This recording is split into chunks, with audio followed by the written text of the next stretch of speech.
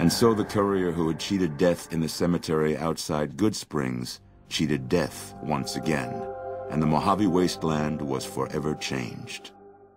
Caesar entered the Strip as though it was his triumph. The Legion pushed the NCR out of New Vegas entirely, driving them back to the Mojave outpost. The Legion occupied all major locations, enslaving much of the population and peacefully lording over the rest. Under the Legion's banner, civilization, unforgiving as it was, finally came to the Mojave wasteland. The Legion marched over the Hoover Dam with the help of one who was as brutal and merciless as the worst of them, the courier.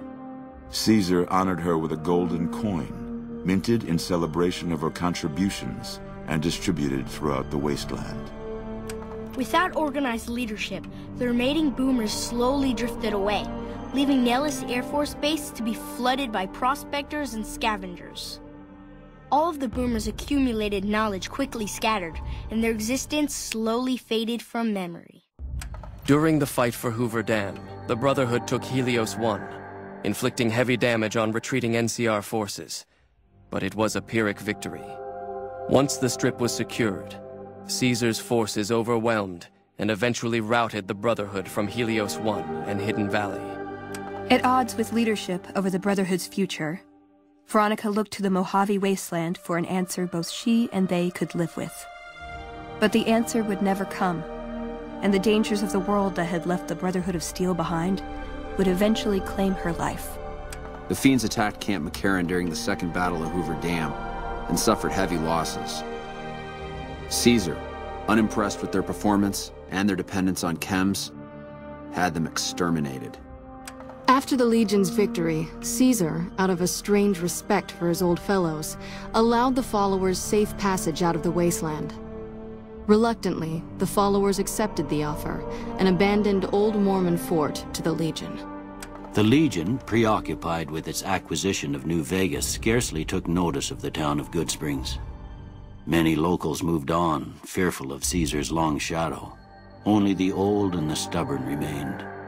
As reward for their loyal service, Caesar forcibly integrated the great Khans into the Legion.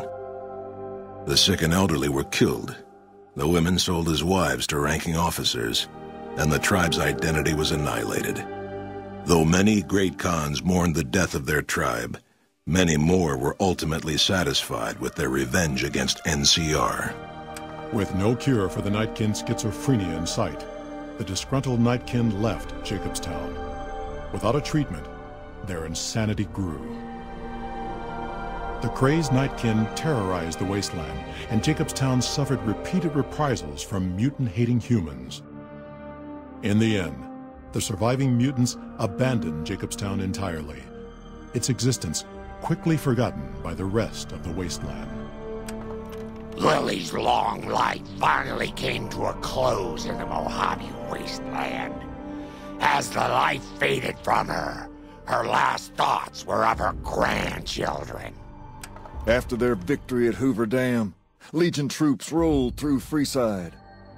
The Kings tried to fight back, but most were killed, and the rest fled into the wasteland.